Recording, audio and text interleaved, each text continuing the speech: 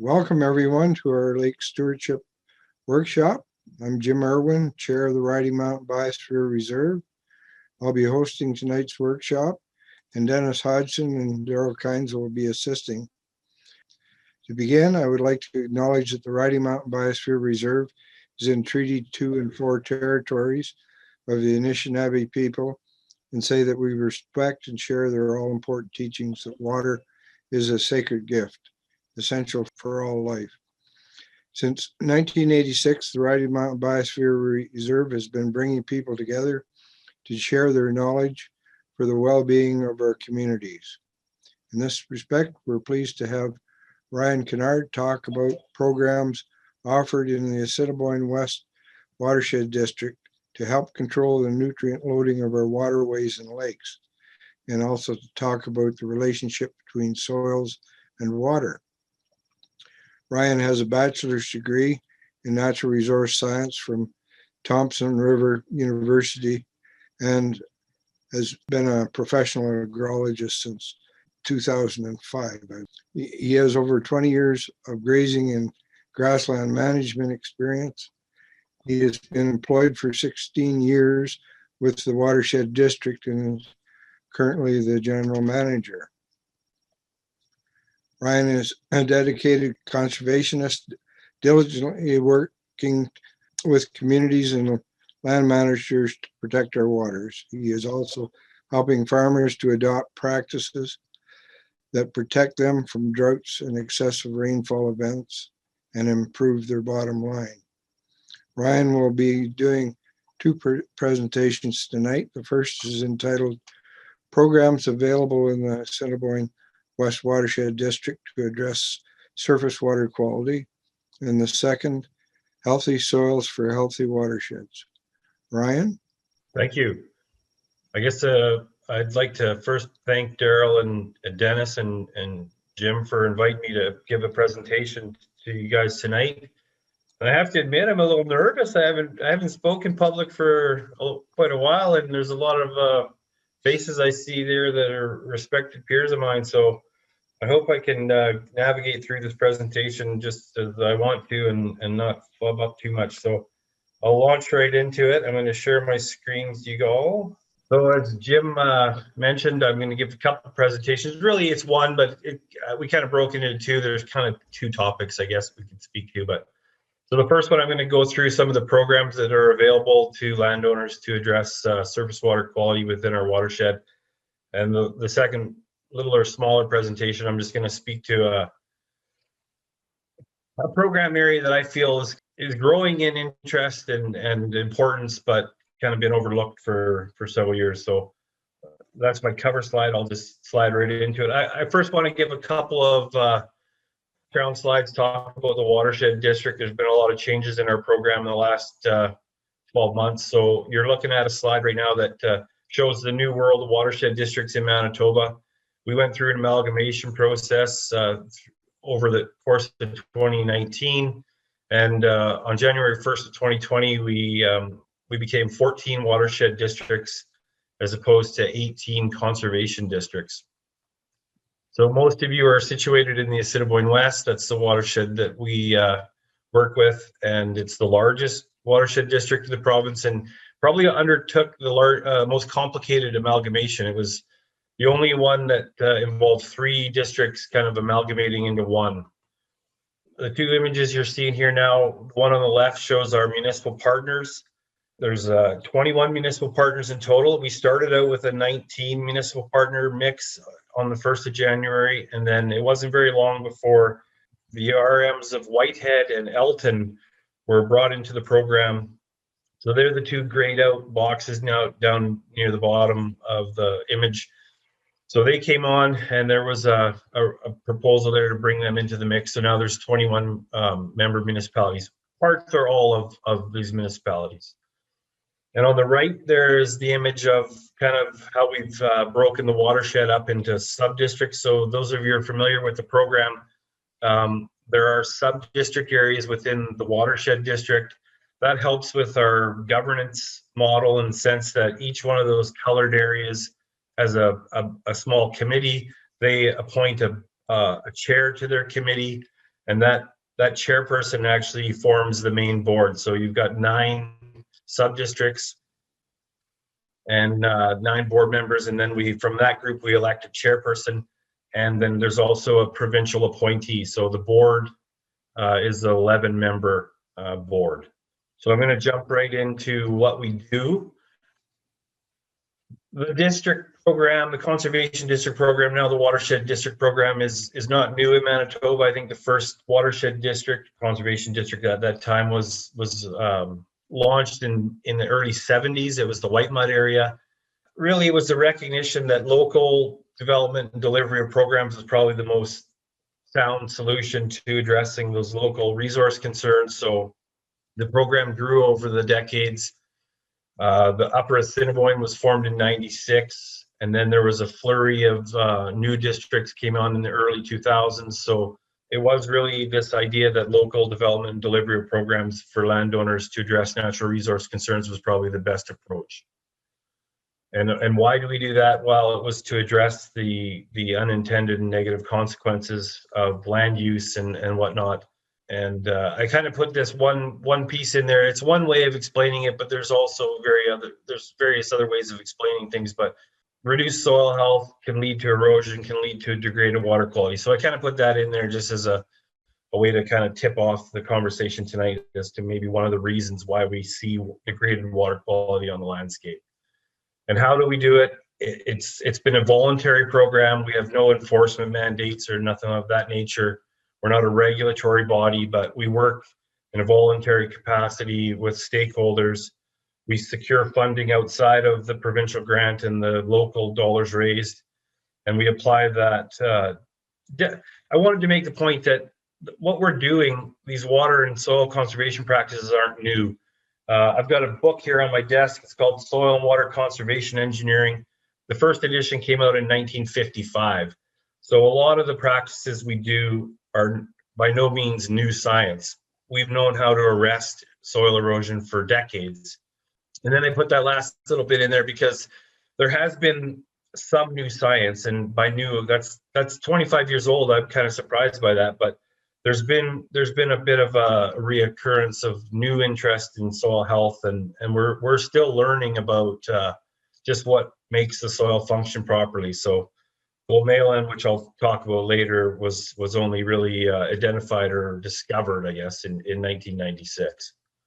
Here's my one racy slide of the night. I wanted to put this in, and I don't know, sometimes I feel like I am maybe speaking a little too harshly, and other times I don't feel like I'm speaking too harshly, but based on my experience and such, I think that we do have a bit of a culture of misuse of our resources, and that's probably comes from a perception of unlimited resources. I remember listening to my grandfather speak about how they cleared land, and you know, when the first settlers moved to this part of the world, it was really a fight for your life situation. They were clearing land and really trying to carve a living out of the landscape.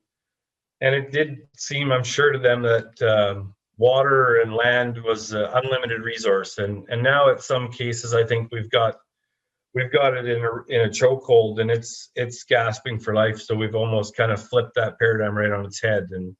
And together with the sense of private land ownership, you can't tell me what to do on my land, that kind of a mentality, as well as there's a lot of unpriced externalities that occur from agriculture, and that thrown in the equation, I think, has gotten us to where we are today, where there's some pretty significant environmental issues that need to be addressed. It will and probably can take generations to kind of turn that ship. I giggle at that image on the left a lot. It is kind of a perception as to where we stand in the landscape as to, you know, how clean is our water and whatnot. And the image on the right is just one of our local communities that's, you know, it's a common practice. It's legislated by law that we dump our municipal effluent, our community's effluent, into running water. When I started looking at some of the municipal lagoon issues around our landscape, I kind of thought that should be the exact opposite. It should almost be illegal for us to dump effluent into running water, but In fact, it's the opposite. It's that's where it is legislated to go currently. I threw this one in here today too, just to show. I was talking to some people about land use, and the gray line in the center of that image is the border between Saskatchewan and Manitoba, and it really jumps out at me, this part of the province, that the land use between the two provinces can be that starkly different. And I think all of us intuitively would look at this picture and say, the water that runs off the left side of the landscape here has got to be of a poorer quality than the water that runs off the right-hand side. So I just thought I'd throw that in there for a bit of a perspective on the issue. So I'm going to jump right into some of the programmings that we access to address environmental projects with landowners. I've only touched on 6, but they're a big 6 to us.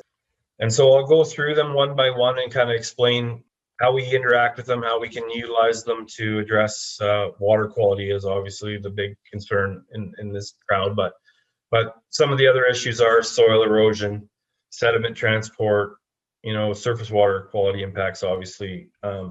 Some of the flavor of the day talk is to increase the flood and drought resiliency of landscapes. So we're addressing the flood and drought vulnerability, the reduced landscape level biodiversity, and then nutrient management. And protecting groundwater quality is really one of the mainstay programs that conservation districts all offered. I'm sure they probably still all offer them, but it was one of the really grassroots projects that we offered when the program started, and that's sealing abandoned water wells to try to protect our groundwater quality and sources.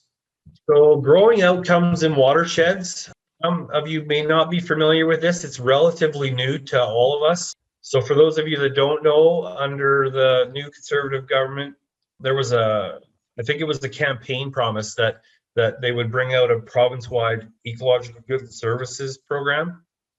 The government of the day have committed and deposited $204 million into the Winnipeg Foundation. And that money sits in trust and generates interest revenue. That money is then eligible for programming across the province to address a lot of the issues identified in the Manitoba Climate and Green Plan.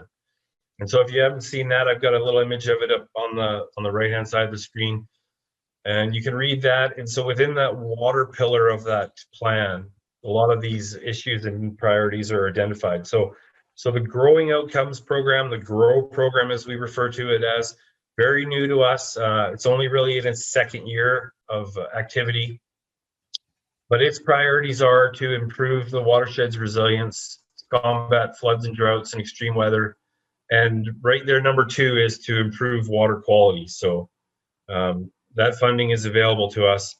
Some of the guiding principles of the program are that it's watershed based, that it's locally driven, and that it's producer focused. So right there, those top 3 bullets make it very agreeable with the Watershed District program. Those are synonymous with our guiding principles, so it's a really good fit for our program. But also that the impacts are measurable, sustainable, and this supporting of incremental and existing EG&S is kind of a new concept to us, in the sense that we can now recognize and reward landowners for producing EG&S, or ecological goods and services, with an annual payment. So that is very new to us as far as some of the programming in the past. We've never really been able to do that. And that it is collaborative in the sense that we seek external partners, we work with other groups and collaborate and bring match dollars to the program to get these funds and do projects on the ground. So the main categories of the GROW program are, as stated on this slide, so water retention, keeping water on the landscape, be it through the development of new water storage structures or trying to conserve, restore, and enhance the existing infrastructure that was put in place by natural phenomenon or whatever, glaciers and everything else. So that one photo, you can think back to all those speckled wetlands across the landscape. So they work really well to hold water on the landscape, purify water, and all that. So that's obviously a pretty big category of the program. Riparian area conservation is another category. and also the restoration and enhancement of riparian areas.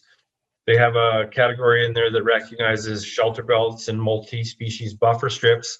So again, if anybody was really paying attention when the GROW program was announced, there was a special project right out the gate that was to build a shelter belt along the Trans-Canada Highway in that Red River Valley land where it had been, there's remnants of it already, but so they were going to take another go at trying to produce a shelter belt there along that part of the highway.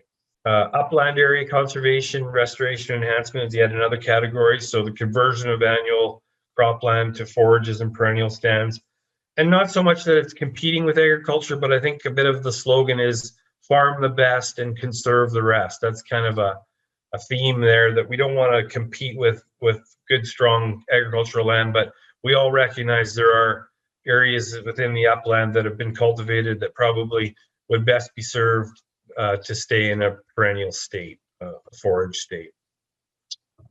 And then the last category is the innovative approaches category. So speaking specifically to our approach here, we haven't really got too far into discovering and developing innovative projects, but it is an avenue for us to, again, at the local level, to recognize and develop programming in an innovative fashion to, again, reward producers for producing ecological goods and services and tailoring projects around innovative means of doing such. So I just want to maybe speak a little more to this program before I go to the next one. That it was a huge shot in the arm for us to be able to access this program. It, in some cases, will double our operating budget for our watershed district. So it really gives us the opportunity to get more program dollars out there and affect a lot more acres. Like Jim had mentioned, I've been in this role for 15, 16 years. And up until the beginnings of this program, we always had more projects than funding. Like I said, this program really gives us the capacity to reach out, and to the point where we were always a voluntary program, and now we've actually kind of shifted and we're going out and trying to sell our programming because we have the ability to enlist that many more acres in programming. Another program that we've relied on pretty heavily over the last decade is the Canadian Agricultural Partnership Program. So this program is the equivalent of the American Farm Bill. So it's a federal provincial cost share program. It kind of comes in blocks of 5 years, and each province has their ability to tailor it to their own needs. I think the first one was like in the 2003 to 2008 series. Today, it's called the Canadian Agricultural Partnership. We refer to it in Manitoba as the Ag Action Program because the acronym CAP has overlap with our farm group. So the Ag Action Program has kind of got two veins to it. So again, watershed districts can apply to this program as well as individual landowners.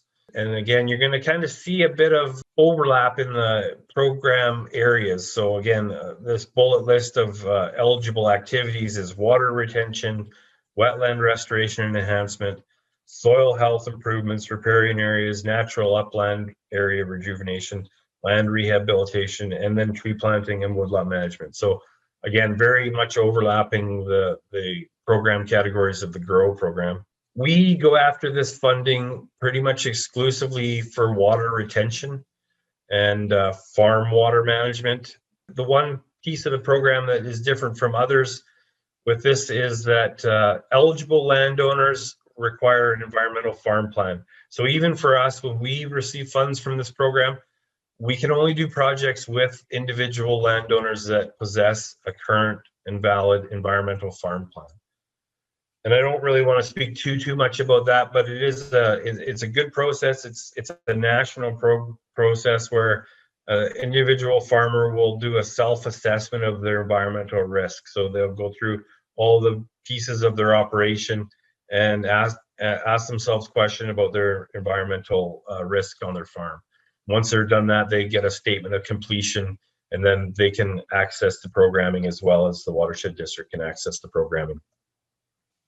So this slide shows some of the programming that's eligible for individuals.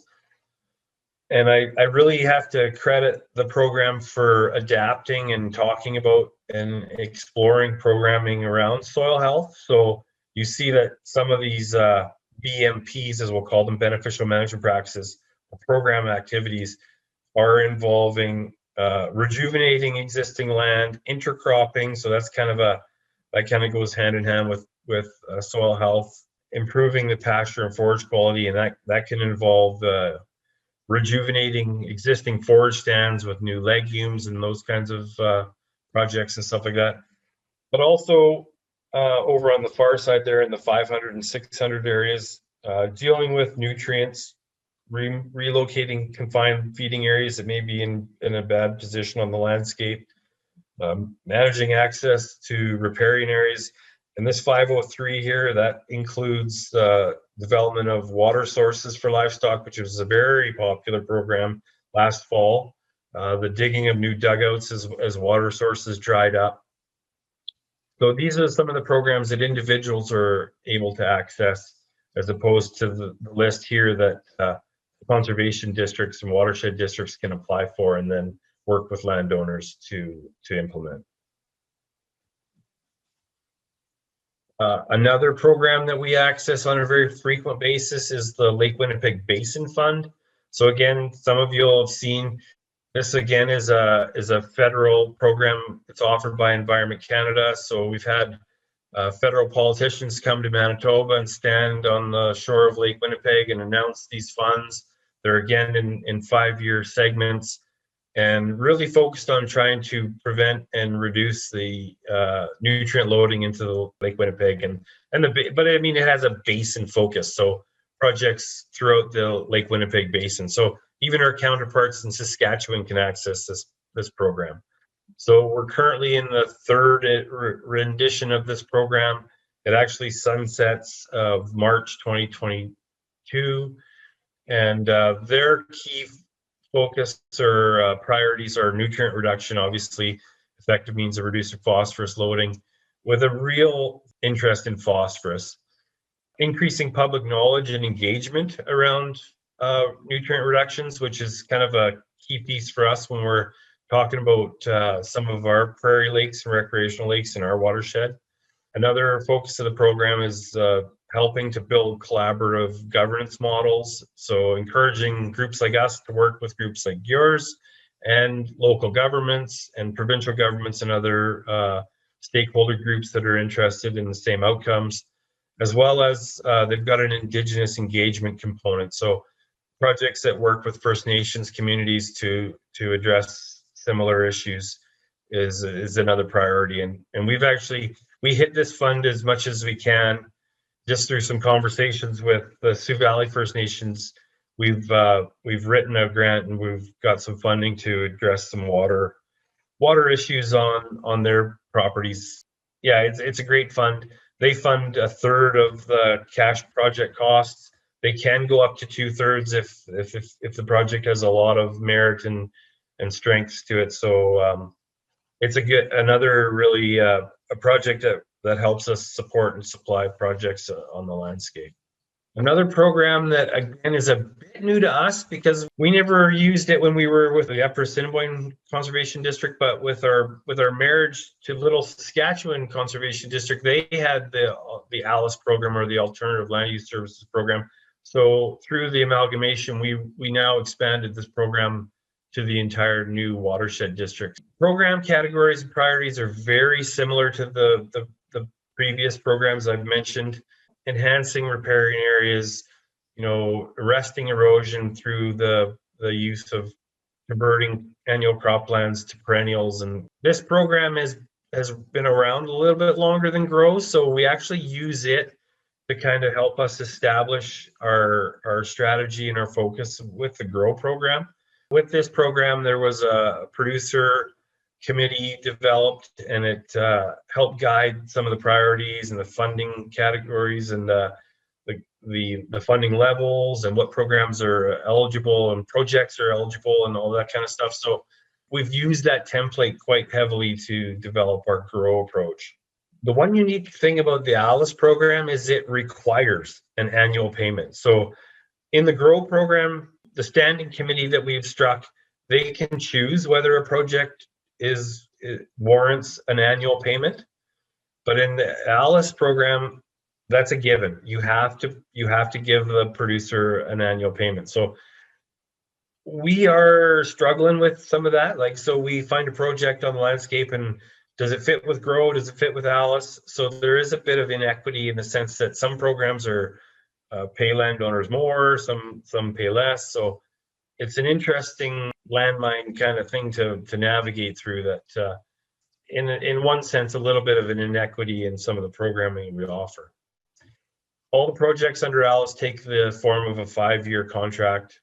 There's actually a webinar going on tomorrow. It's kind of ALICE's version of their annual general meetings that are occurring virtually. I was talking with the program coordinator for the Western Hub, or the Prairie Hub. She's located in Regina. And she mentioned that, I think it's I'm not saying it's the president, he's a very high up fella with the ALICE program.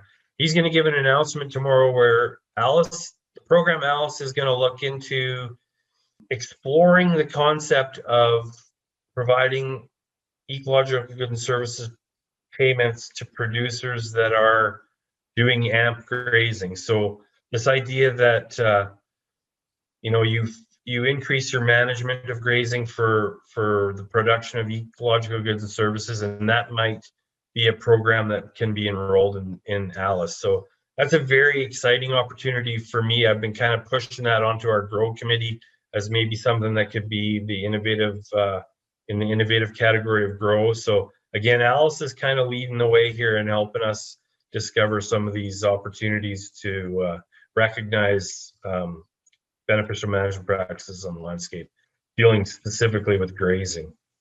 The Eco Action Community Fund programming is yet another one that's offered through Environment Canada. Provides financial assistance to nonprofit, non-government organizations for projects, again, to produce measurable positive effects on the environment. Their focus area is a lot broader. You can see in that second bullet that really their priority area is fresh water. So it has a bit of a broader opportunity to apply for projects. And just one example of a program that we've been able to secure through this program is dealing with municipal effluent. So again, there's several municipal lagoons in our watershed, and like I mentioned, they're all releasing their gray waters right into freshwater running streams. So one specifically is the community of Minneota, where we're going to divert the gray water out of the municipal lagoon over to the golf course and use it for irrigation on the fairways and greens there. And there's another one I'll speak to here in a bit. But so this project that we've got tied into with this funding opportunity is dealing with 4 municipal lagoons across the watershed. I think this is the last program area that I want to speak to. It's the Eastern Prairie Living Laboratories program. So it kind of got started about a year and a half ago. It's a national program again, so it's occurring in Manitoba, but it's also occurring in Quebec and further east. It's a unique approach to programming in the sense that it combines Agricultural Canada research with on-farm programming. So 4 watersheds across Manitoba were identified. Here we are up in the top corner of this image here. This is the Oak River watershed. It's an interesting program, like I said, in the sense that we combine research with on-farm. We brought a bunch of producers from the watershed together. We wanted to get a sense of what their resource concerns were. And then we tailor our programming and our research around the individual farm resource concerns. So we went through that process. Kind of the 4 main categories of programming are going to be soil health, perennial systems, on-farm water management, and pollinator habitat. So there's scientists behind the scenes in each of those disciplines that will apply some research component to a project on farm.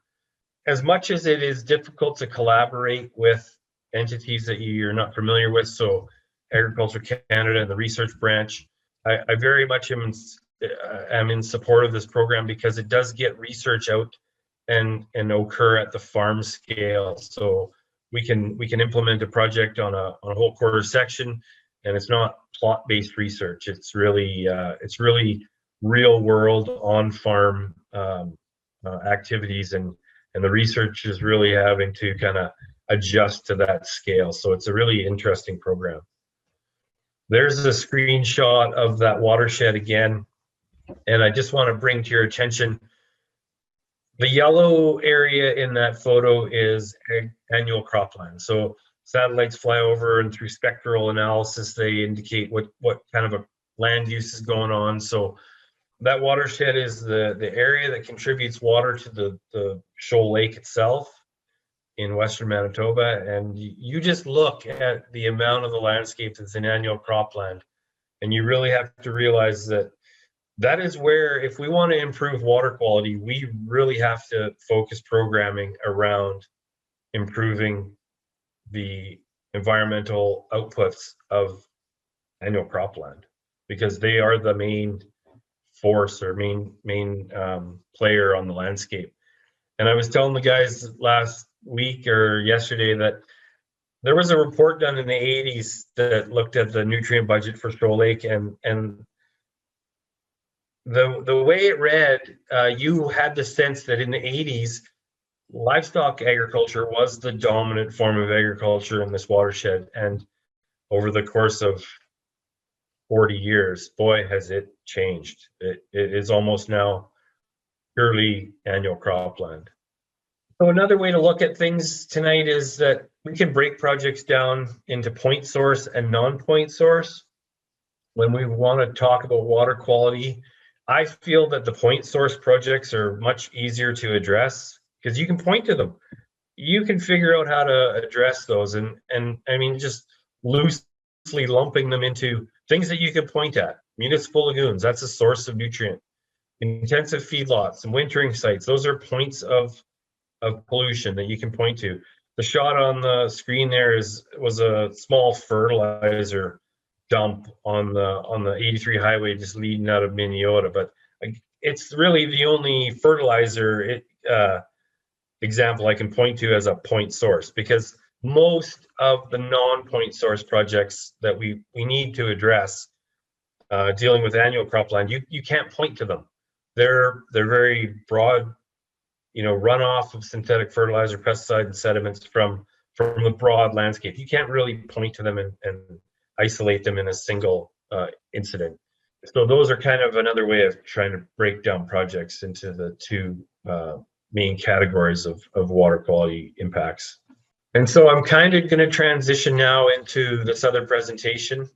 I kind of want to focus on this idea of working with annual cropland, and it's been a nut we haven't been able to crack really well at the conservation district, but it is addressing non-point sources of pollution on annual cropland. So developing a deep topsoil watershed by using soil health and regenerative agricultural practices is how I feel personally that, that's one of the only ways I feel that we can really address the issue. And I mean, I'm biased. I've been completely bit by the soil health bug, and I've been really paying attention to it over the last 5 years, and I do believe it's probably one of the best ways that we can address this issue. So the image on the left there is it's called a rainwater table. It simulates surface runoff as well as infiltration of water. So the jars that are hanging have caught runoff water off the surface, and the jars that are sitting on the cement are to simulate the infiltration of water. So obviously land use matters, and the example in the middle here, this is the land use you don't want. If you want clean, clear water to run off fields and end up in lakes, this is the one you want to avoid, obviously. And I guess the one on the far right here would be the one you'd want, because it's got very little runoff and probably the most, if not quite the most, but the majority of the water is infiltrating into the soil profile. So this is a very complicated issue. It does require some education. we really have to understand the physical, chemical, and biological characteristics of soil to really unlock the success of implementing soil health.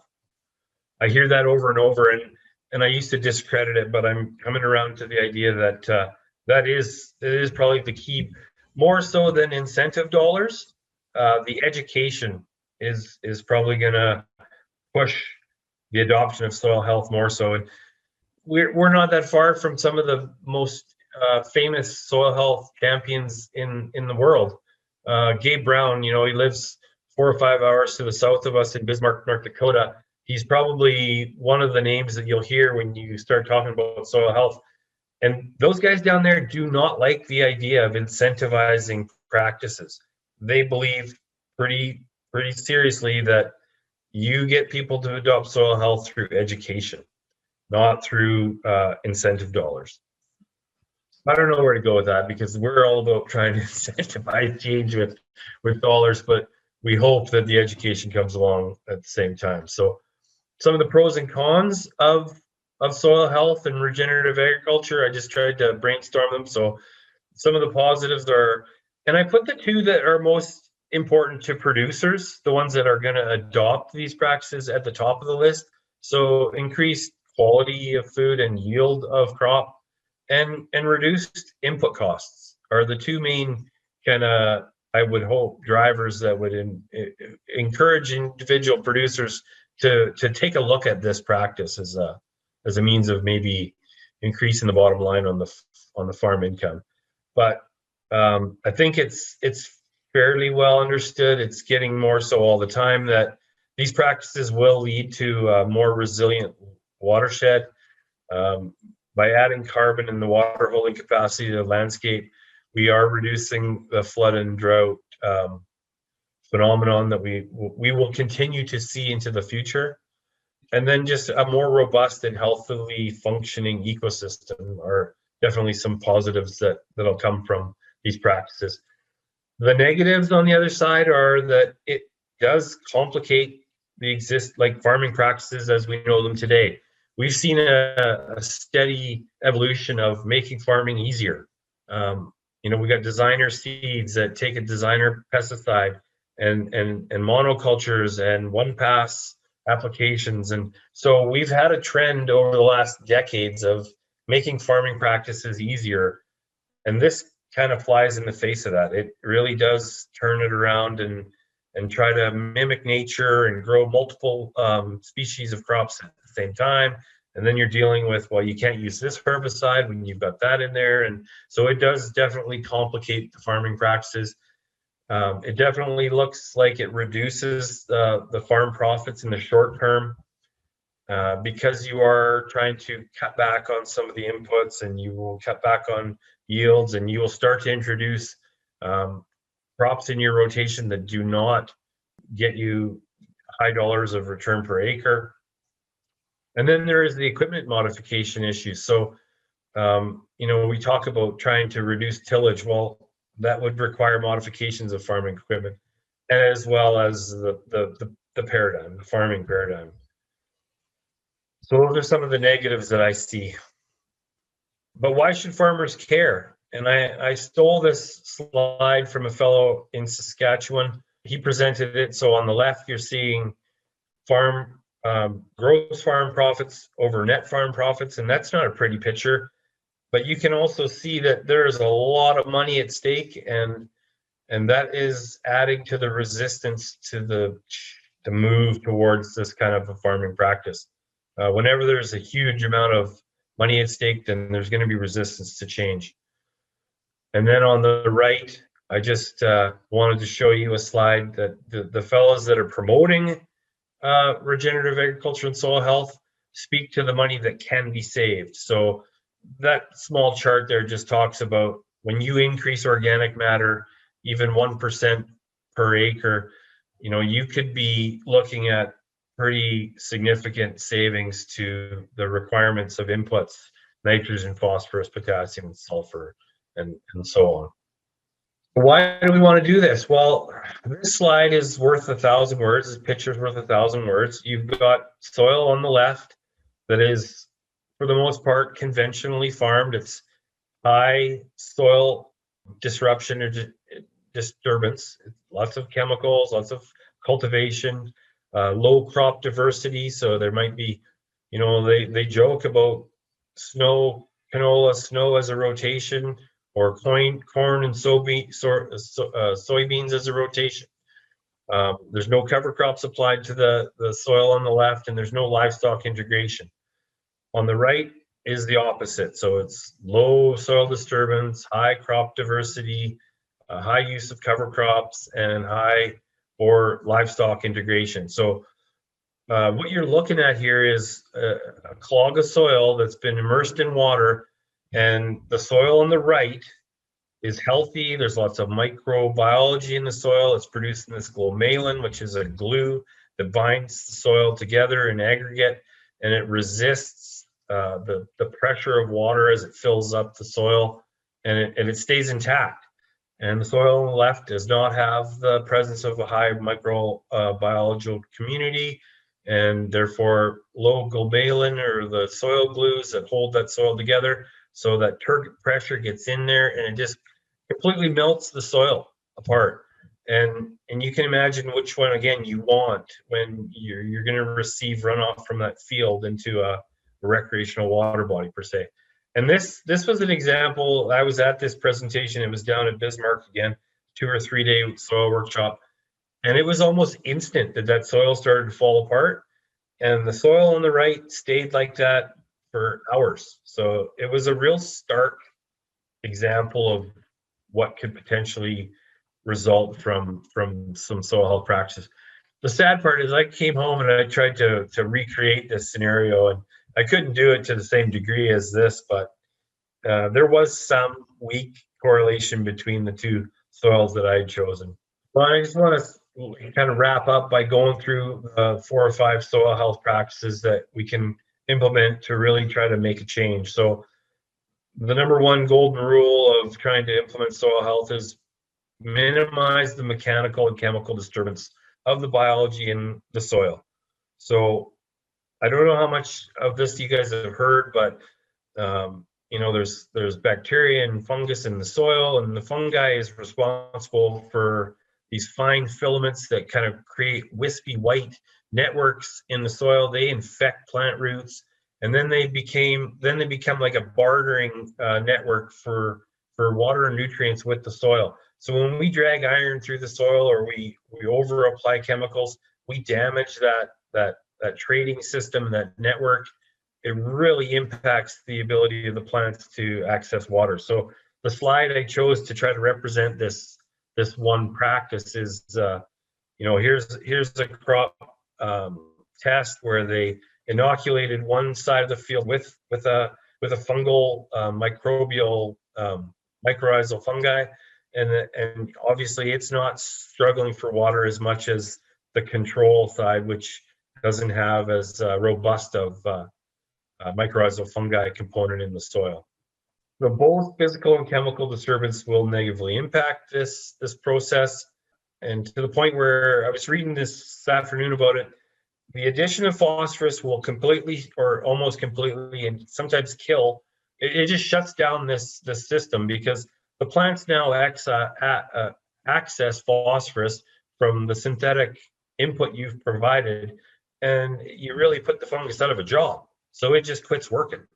And then when the time comes, it's not there to produce what it would naturally produce. And you can also think about how earthworms fare when you run a cultivator through the soil, or anhydrous applications in the soil. So whichever way you look at it, I realize that cultivation is a necessary practice, but it does have a devastating impact on the biological community of the soil. So kind of a second principle is to maximize the growing season. Plants feed that biology. So when you don't have a living growing plant in the soil, you put that system you arrest that system. Plants convert CO2 to liquid carbon. They pump a bunch of that into the soil. A lot of that they trade with the soil micro community, and that's how the system works. So when those bugs or when the microbiology is happy, they're producing glomalin. when they start to starve, they consume that glomalin as a food source, and then that further deteriorates your soil health. We think about it, we don't really, like, you know, you look at a canola crop in late August and it's green, and you think, oh yeah, it's photosynthesizing.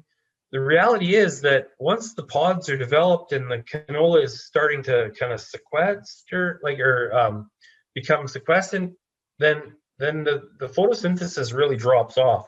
So I mean, I was speaking with some guys that say you look out and you see a green field, but there's really a lack of photosynthetic activity occurring from mid-August onwards. So I put this last statement in here that there's 30 to 45 days on average of every given growing season that really we're losing out on this this process of feeding the biology to keep the system active. And so we've tried to tailor programs around this. We now are offering incentive funds again to plant cover crops either after the harvest of a cash crop, or more importantly, I think we're learning on the fly here that some of these cover crops should be planted at the time of spring planting, so we can harvest a cash crop, and then there is a cover crop that's left in the understory to then flourish and photosynthesize until frost kill. Number 3 of the soil health principles would be to maintain a healthy soil cover. So soil temperatures have a real big impact on plant stress and plant growth. When the soil temperatures hit a certain amount, they cannot access that soil moisture for plant growth, so they really suffer. Temperatures above 70 degrees Fahrenheit for you guys in that age bracket, that stresses the soil microbial community as well. And then there's just the physical benefits to soil armor, that the reductions in wind and water erosion and such. So, and having that plant residue on the landscape feeds the soil microbes and increases the nutrient availability. It just keeps the system going. 4th principle here would be to increase the diversity of crops, roots, and soil biology. So all the plants produce different kind of exudates, and that's just a fancy word for carbohydrates, sugars, the chemical makeup of the carbon sugars that they produce, and that feeds a different community of bugs. So the more variation and diversity of plants that you can produce, that just has a cascading effect as to the more soil biology that the diversity of soil biology that you can support. And obviously, we probably all know that monocultures are at most risk of being, succumbing to insect and disease cycles. And the more diverse that you can have, the more diversity in field and across years, really will help reduce the impact of insect and disease cycles. Pollinators, this stuff has kind of been proven over and over that if you have some good quality pollinator habitat beside canolas, you can see yield increases because those pollinators can move in and help increase the pollination of the canola. As well, shelter belts provide habitat for birds that prey on crop pests. So it's trying to build some of that diversity back into the landscape and the crop rotations that really will benefit soil health. Lastly, the integration of livestock. Livestock helps speed up the nutrient cycling. So grazing covers, late season relay crop cover, grazing, that all helps the cycle nutrients. This is a real good way of trying to cash flow the transition to soil health. So if you've got livestock or access to livestock, you can grow green manure crops or multi-species kind of crops to graze. And in the process of trying to increase the soil microbiology, you can receive grazing revenue from them. You stimulate more soil biology with grazing than through mechanical cutting. They've proven that. And they believe that's just through the saliva and the physical tearing of a plant root from a cow's tongue versus a harvesting blade that cuts the grass plant. And then I've even heard theories floated around the idea that the biology that is used to break down plant material and stuff like that overwinter in the gut of a livestock and then are replenished in the spring when the conditions are favorable, then they're redistributed quickly to the plant material through, again, saliva and manure being spread on the landscape. So those are, in a nutshell, the 5 practices of soil health. We are trying to tailor some programming around these for producers to adopt so that we can get some of this programming out on the landscape. And then my last couple of slides are just like, if I've tweaked your interest at all in some of these concepts, there's books you can read. The one on the left, I love. It's a very easy read in layman's language about how all the stuff I just talked about goes on. The author is from North Dakota again, so it's not from Texas, where the landscape and the growing conditions and the climate's that much different than ours. And then on the right, Gabe Brown's book, Dirt to Soil. I haven't read it personally, but I've met and spoke with Gabe several times. I listened to his presentation, I don't even know how many times. So I think I get the gist of what he's trying to suggest, and so I've thrown these 2 up here as examples of if you're interested. And then I told my kid this the other day, and they just don't understand how fortunate they are to live in an age where we have so much information at our fingertips. You can spend all day listening to people. You have exposure to some of the most well-spoken and highly knowledgeable people in these fields at the click of a couple buttons on your phone. So I listened to the one on the left quite a bit, as well as the Working Cows podcast. It's more directed towards livestock production, but the one on the left is all about regenerative agriculture. So I just threw up a couple examples. Dwayne Beck runs a pretty agricultural, like an annual crop focused regenerative health type of approach down South Dakota.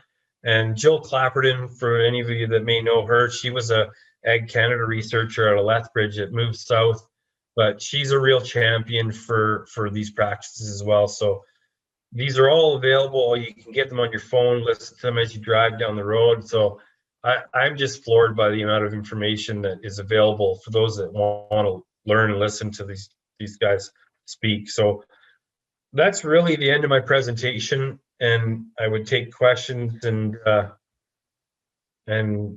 enjoy some discussion from you guys, I guess.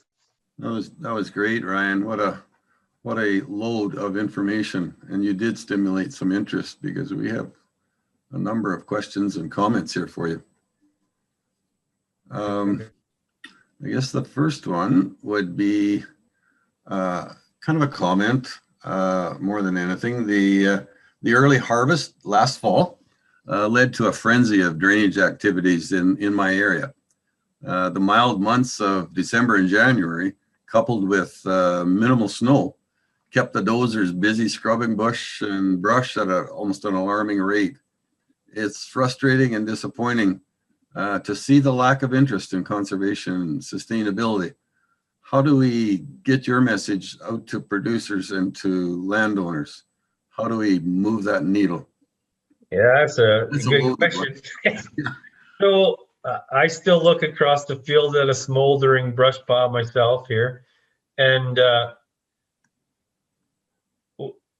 don't mean this in any disrespectful way, but we live in a capitalistic society, and all the economic signals point to produce, produce, produce. So either we try to change the economic signals, and then so like in my world, that's try to provide incentives and payments to producers to do the right thing. But that totally runs counter with what these guys in the South are saying, that it's education. It's education. I don't see education winning over economics. So I'm at a loss. I don't know, until we either pull out a really big stick and just regulate the end of these practices, or provide a big enough carrot to incentivize a different land use practice. We're going to continue to see the direction we've seen. Is there any research that you know of, Ryan, that's addressed the issue of the economics of beneficial management practices versus kind of the traditional unicrop, annual crop strategies? No hard research. I've heard Gabe say it over and over that if you give me 5 years, I've never had anybody go back. So give him 5 years to kind of lay out his practices on your farm. And if you are sincere and you give it 100% for 5 years, you will not go back, because you start to erode the input cost. So he says he can produce as much corn as somebody else in dry land, North Dakota, with 0 inputs. So right away, he's taking $200 worth of inputs out of an acre, and he says he's more profitable than everybody around him. But it sounds anecdotal. A lot of guys dismiss it right out of hand. So no, I haven't seen the research. You hear a lot of anecdotal examples, but.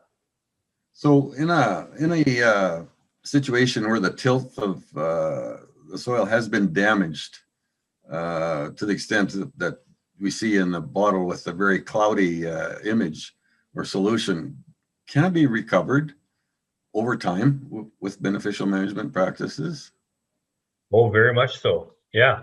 I was speaking with a fellow today that was telling me that, so the General Mills has a big program right now. They've got a whole bunch of producers and they're trying a bunch of these practices.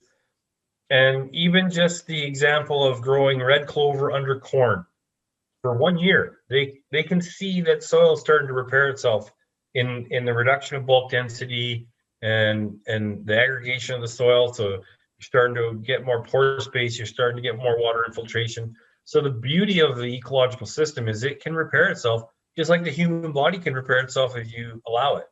So some of the incentives towards soil health can go directly to education and consultation. Helping with testing, specifically Haney soil tests and the interpretation of those, and assistance with developing cropping decisions to address water infiltration and soil health would be beneficial. And that was a comment. I agree, totally. So the producers that were fortunate enough to get into the General Mills program have access to a lot of that. And we're hearing a lot of positive messaging coming out of that program. Producers are learning a lot, they're experimenting, and they're being supported with consultation and soil testing and all that kind of stuff. So, and it's really encouraging to see industry take the lead there. Because, I mean, government can throw all the incentives they want, but as soon as industry steps in and says, well, guess what? We're not going to buy your oats unless you start to practice these practices. I mean, we saw that with McCain's too, right? It's interesting when you talk about the environmental farm planning process in Manitoba. The highest density of environmental farm planning in the province is right around the potato growing area, because McCain's and those guys came out and said, we're not going to buy your product unless you undertake that process. So right overnight, all the potato producers are more or less forced to go through the process, which, like I said before, is a good, strong process to go through. Part of the education that Gabe and his partners show are the economics. They do have documentation in the form of spreadsheets showing the returns that they've received from, or feel they've received from, regenerative agriculture versus conventional. Can you comment further to that, Ryan? I've seen it in their presentations, but I'm not up to speed on that. I'm not saying that it doesn't exist. I'm sure it does. Like, those guys they're starting to impact some significant acres in their consultation practices and stuff. So I don't doubt that the economics exist. I just am not familiar with them personally. Mm-hmm. So another comment and question: increasing soil organic matter seems to fit with many of the programs that you've been talking about. Are you tracking, is the Watershed tracking soil organic matter throughout the district so that the effective land management practices is realized or monitored? So not at any level, like across the Watershed district. We did use some eco action funds. That was again from the Environment Canada program to run a multi-year project where we worked with producers to try to increase organic matter at the same time as continue to profit from those acres. And we were successful in showing it can be done. So on a few test sites, we did track organic matter over like a 5-year period, and it trended upwards at the same time that those producers were happy with their investment and rate of return on the practices. So, but we don't do it at any like level at the watershed scale. So if I'm a newer agricultural producer, how can I become involved with one of these programs? How am I likely to become involved with one of these programs, Ryan? Well, that's the easiest one. Just phone the office. That's the easiest question of the night. So we're trying to promote and develop more and more of the programming to address soil health. I'm very fortunate in that the board of directors are behind us in this direction. And so at every opportunity, we're going to expand the ability to offer programming in this regard. To the point where I would really like to try to work with guys that don't have access to life to make that more easy transition, whether that's we supply portable watering systems and fencing apparatuses to come out to a crop field and implement some of that stuff where they wouldn't have that access to those pieces of infrastructure. But it's a bit of a battle. Again, it's new. And so I think we're going to continually push in this direction and get gains there. It's interesting too that many of our prairie lakes receive runoff water from very sizable watershed areas.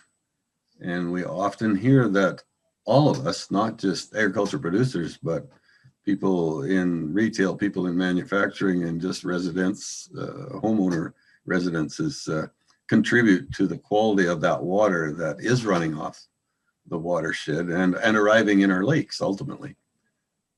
If it were an ideal world, how do you think we could draw those players together, all those types together, to communicate and eventually settle on some kind of joint remedial action?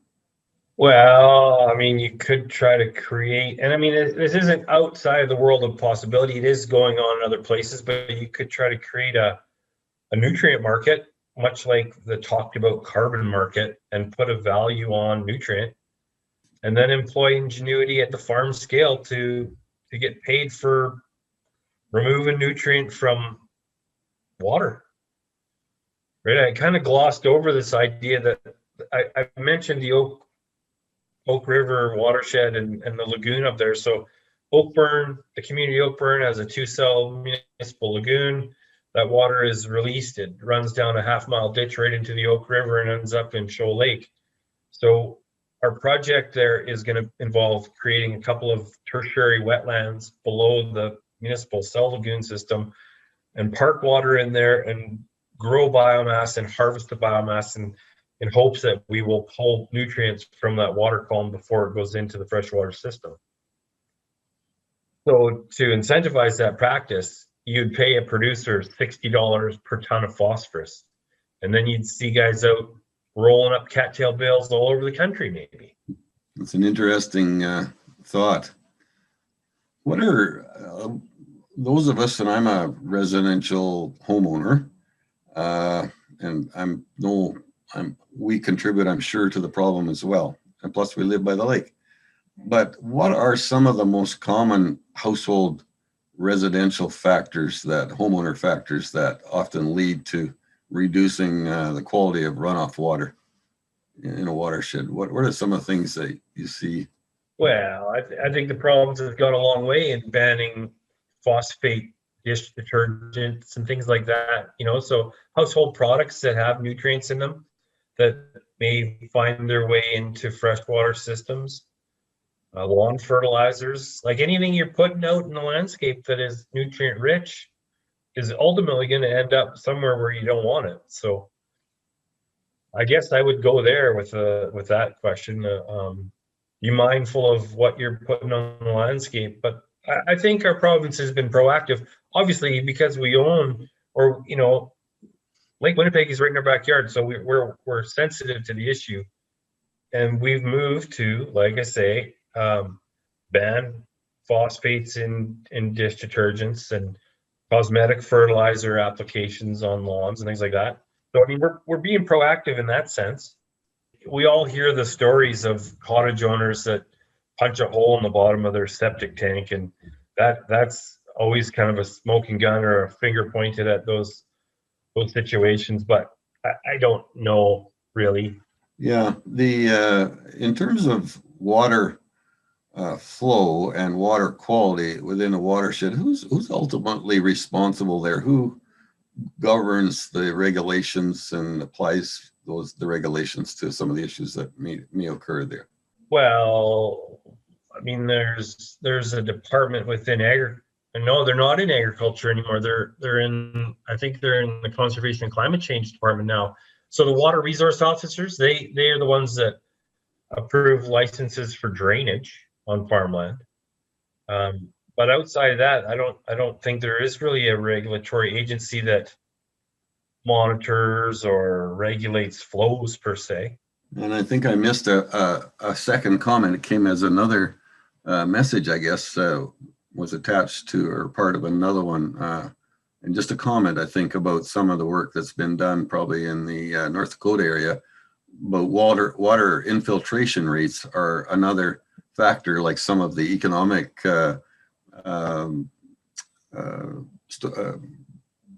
recollections from their experiences there. But the water infiltration rates are another thing that can be measured and tracked over time. And this too is a good indicator of soil health, and payments could be based on improvements in this area as well, perhaps. Yeah, you know, when we apply for programming around soil health, that is always the kind of the weak link in the argument is, what's the metric? What are you going to measure the improvement by? So we went very simply to say, well, we're just going to expand the length of time there's a living root in the soil, because that's pretty hard to argue. If you've got a green growing plant in September, October, then you've made a measurable improvement. Infiltration is another one, but there's a very rigorous scientific method to do infiltration. And then there's a way where you just take a 6-inch irrigation pipe, cut it, and shove it in the ground and pour water in and measure the infiltration rate. We kind of struggle with the scientific validity of some of these methods because they're not recognized, I guess, by either our funders or the critics as a valid measurement. I had an interesting conversation with Clayton Robbins. Some of you will know Clayton. He spent a lot of time at the Brandon Research Station, then went on to be a 4-H leader in the province there. But we were discussing just the simple measurement of bulk density as a metric of soil health.